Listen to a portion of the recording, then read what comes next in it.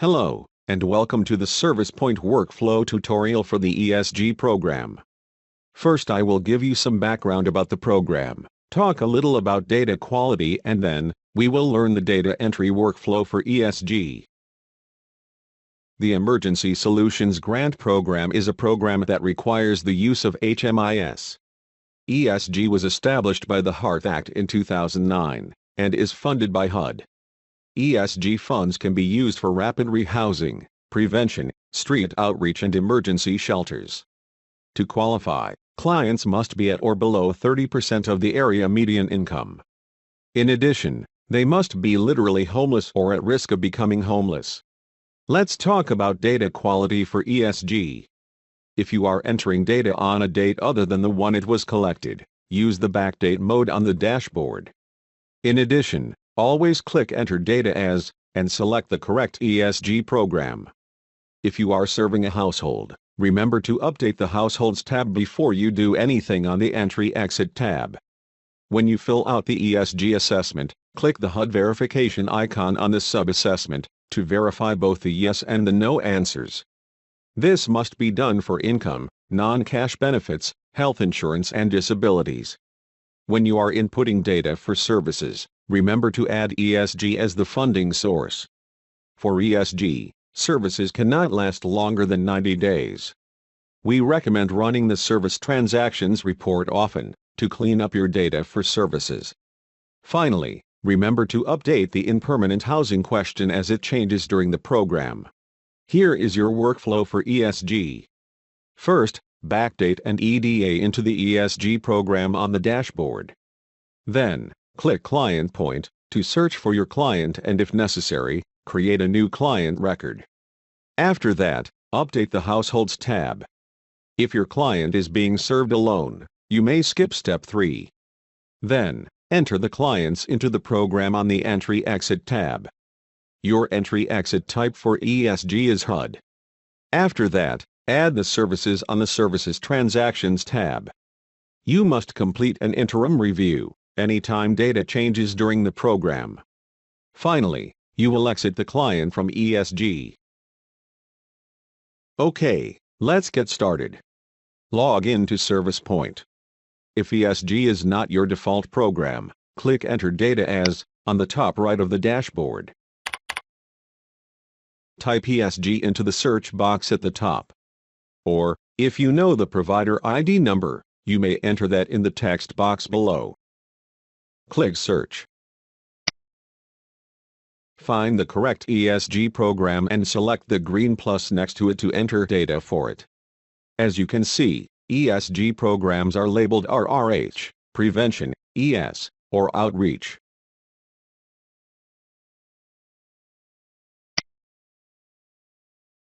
You will see the ESG program listed to the right of Enter Data As. If you are entering data on a date other than the date it was collected, you need to use backdate mode.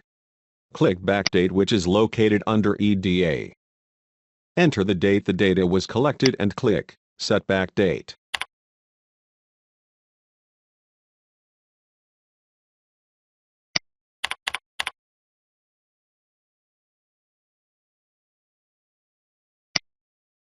The screen turns yellow when you're in backdate mode.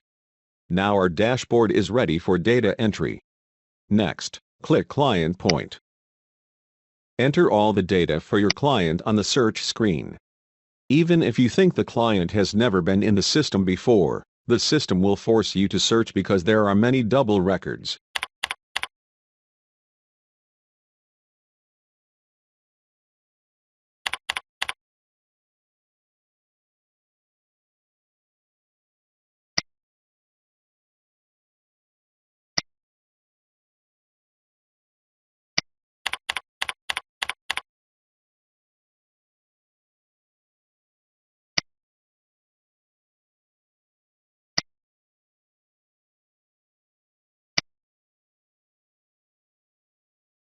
Click Search.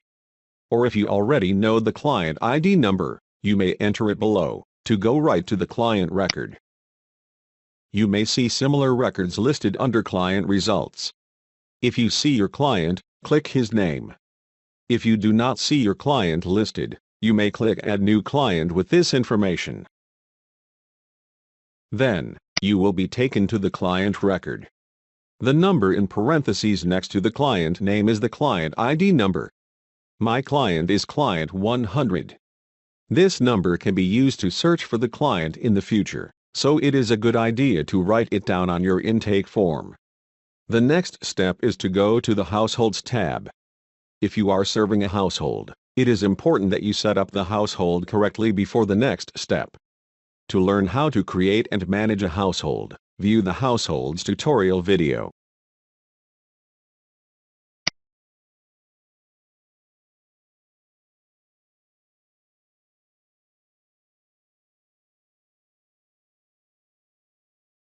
So far, we have backdated and EDA'd on the dashboard, we have searched for and created a new client in ClientPoint, and we have put the household members on the Households tab.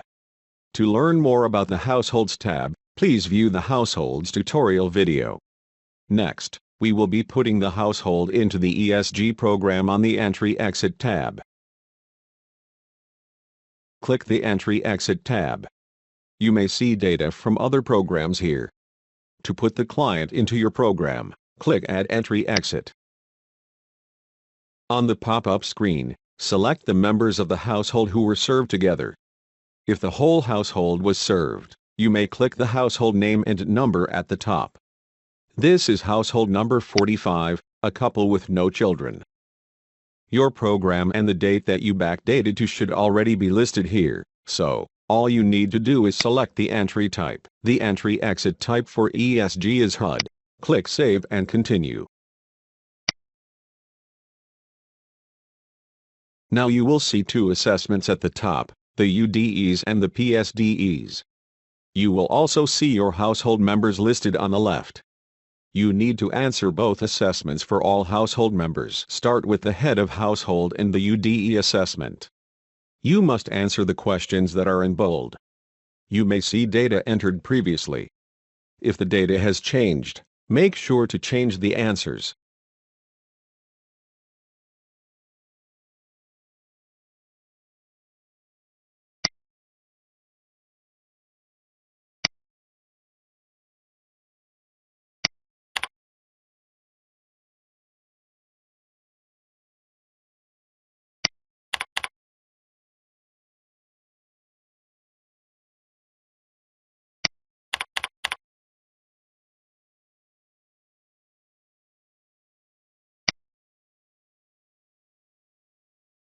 Click Save when you have answered all the questions. Then select the other household member and answer the UDEs for her. Continue this process until you have answered the UDEs for all household members.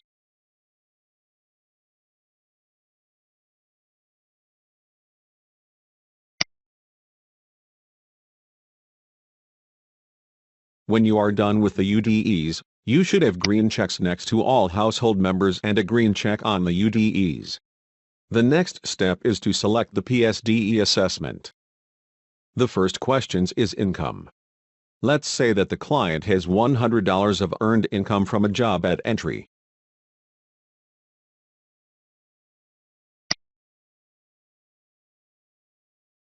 These boxes with the magnifying glass are called sub-assessments. You must verify all types of income. So, your first step is to click the HUD verification icon.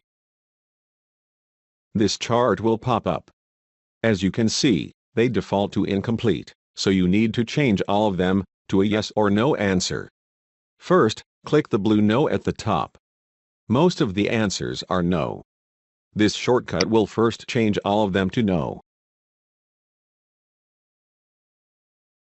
Now, move the earned income item over to yes, and we will input the details of this income from a job.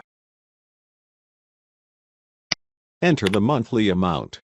The start date can be the program start date, and we will leave the end date blank for now. Click Save.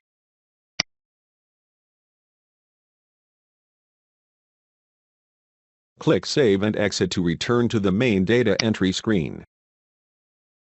You will use this same method every time you see a HUD verification icon. The HUD verification icons first appear with a red exclamation point. After all the items are verified, they appear with a green check. You need to make sure all of them have green checks. Type in the total monthly income.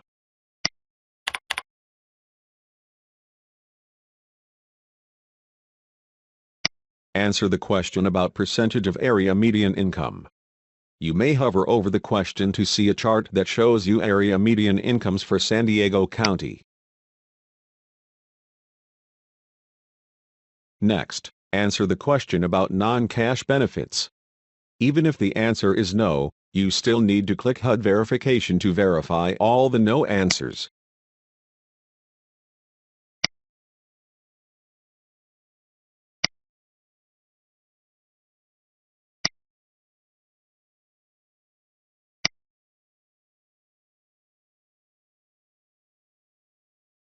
The same goes for health insurance and disabilities.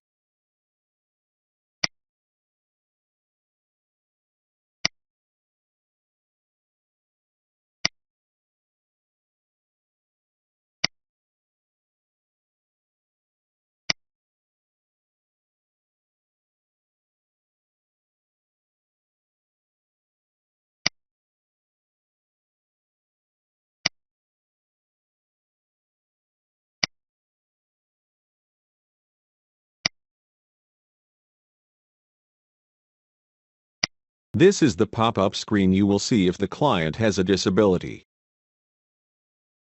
First, answer the question about whether the disability is going to be long-term. If it is, the questions in red are required.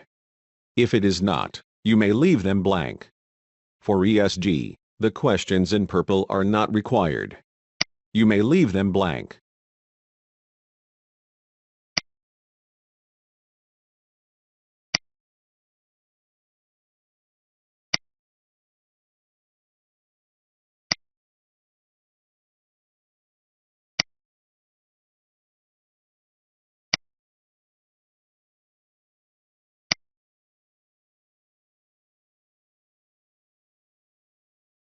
Just like income, we will start the disability the program entry date and not put an end date. We will click Save. The next 3 questions are the domestic violence questions. If the client is a DV survivor, answer all 3 questions. If the client is not, you may leave the second 2 blank.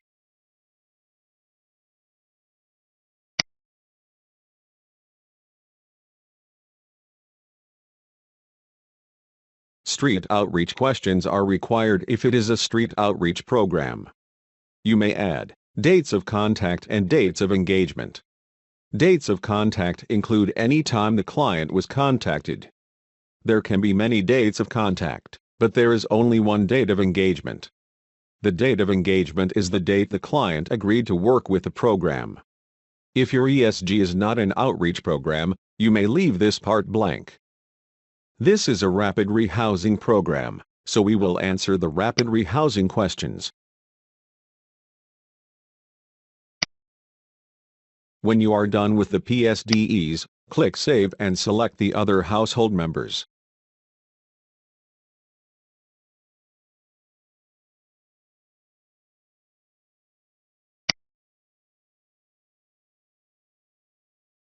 We have now completed the program entry. Our next step is to enter services for the client. After you backdate to the date the service was provided, click the Service Transactions tab. Click Add Service. If you provided multiple services to one client, you may click Add Multiple Services to input them all on one screen. First, select the whole household, if the service benefited or affected the whole household.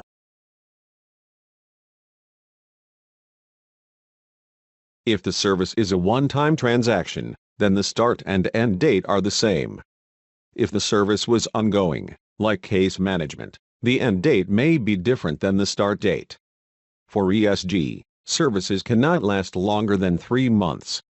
So, if a service starts November 1st, you must have an end date on, or before January 31st.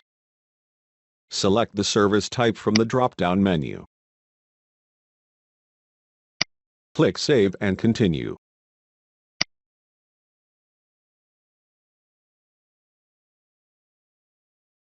If the service is a financial service, you may choose to enter the service cost information.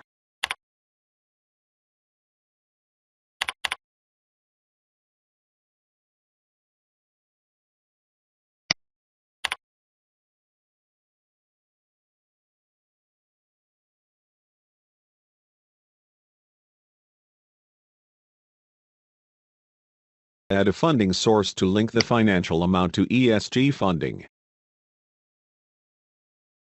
You may search for ESG in the text box, or scroll through the funding types to find it.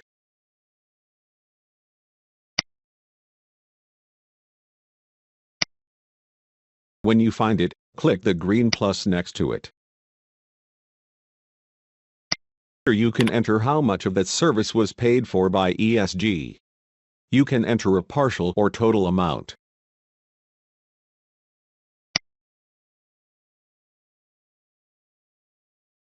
Scroll down to the need information at the bottom. Mark need status as closed and outcome of need as fully met. Since we provided the service, we met the need.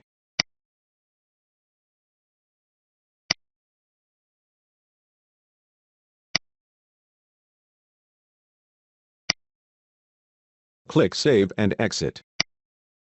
Here is the service that was created for the client.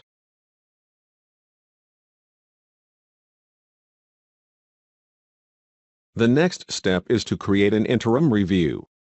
An interim review is done whenever data changes during the program. Let's say the client's income changed on December 1st, 1 month after he entered the program. The first step is to backdate to the date the change became effective.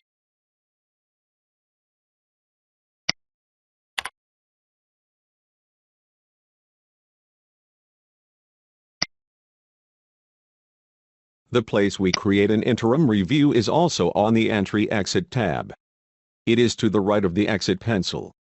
Make sure you click the one next to the ESG program and not next to a different program. Click Add Interim Review. First, select the whole household. Then, select the interim review type. For a change to data, we use the interim review type, Update. You must complete an interim review anytime data changes. So, there could be many interim reviews for one client. In addition, HUD requires that you complete an interim review once a year, even if no data changes.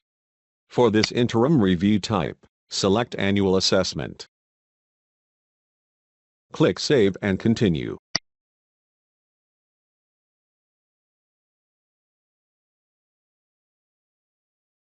All of the data you completed on entry will pull forward, so you need to confirm what is still true and change what is no longer true, according to the interim date. To change the client's income, first click the magnifying glass next to Income and Sources. Scroll down to the $100 of earned income that we inputted on the entry. Let's suppose that the client got a raise at his job. Before we add the new income, we must end date the old income. Click the pencil next to the old income item.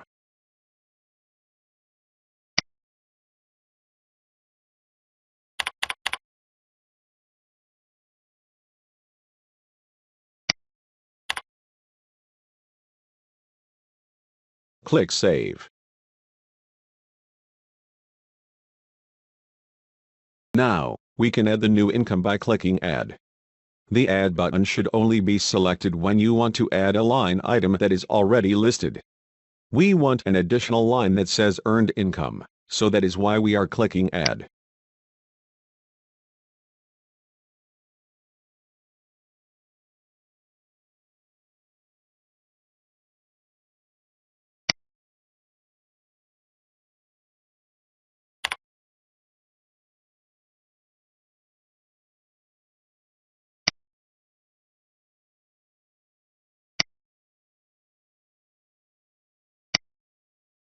Click Save. Click Exit to go back to the main data entry screen. The new income appears at the top. On an interim, you must confirm all data from the entry, and change it if it has changed. The client got a raise, so, in addition to the income details in the sub-assessment, we must also change the total monthly income.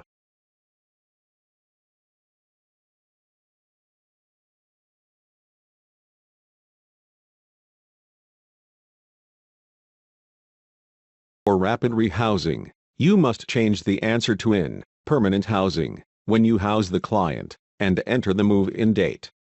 You would complete an interim review on the date the client got housing.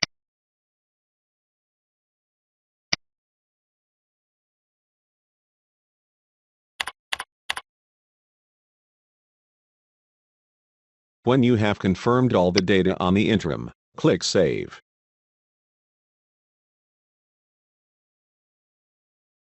Then, answer the PSDEs for the other household members. Click Save and Exit when you are done. We'll see the interim review that you created. Clicking on the pencil would take you back to view the data. Click Exit to get back to the main screen. Now, you can see a blue number 1 on the interim's icon. Every time you complete an interim for a client, the number goes up. We are almost done. Our last step is to exit the client from the program.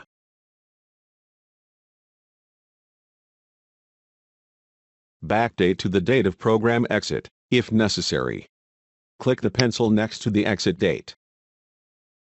Select all household members. Enter the reason for leaving. If the client's program stay was successful, select Completed Program.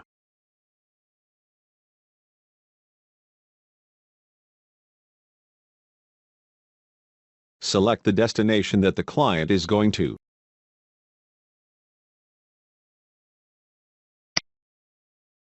Click Save and Continue.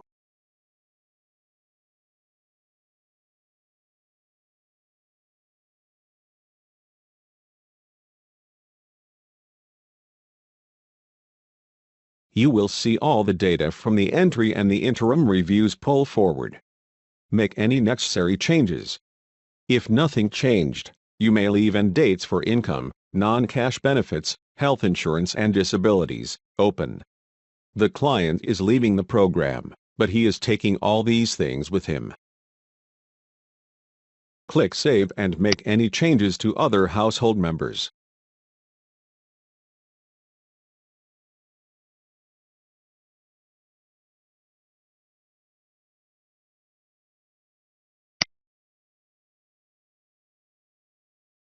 You have completed the exit for everyone. Click Save and Exit.